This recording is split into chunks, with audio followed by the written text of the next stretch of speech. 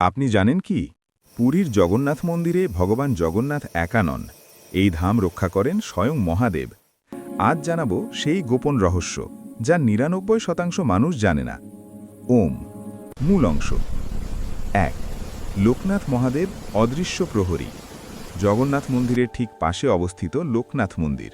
বিশ্বাস করা হয় লোকনাথ মহাদেব না থাকলে জগন্নাথ ধাম অসম্পূর্ণ। ২. শিব ছাড়া বৈকুণ্ঠ অসম্ভব। শাস্ত্রে বলা আছে শিব ছাড়া বিষ্ণুর পূজা পূর্ণ হয় না, তাই জগন্নাথ ধামে মহাদেব অদৃশ্য রূপে বিরাজমান।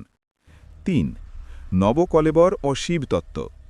নবকলেবরের সময় লাল আলো নিভে যায়, চোখ বাঁধা থাকে, সম্পূর্ণ গোপন রীতি।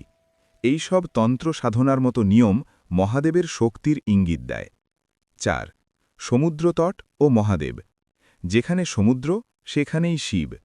পুরী সমুদ্র তীরে হওয়ায় মহাদেব এখানে শক্তির ভারসাম্য রক্ষা করেন। শেষ কথা, আউট্রো।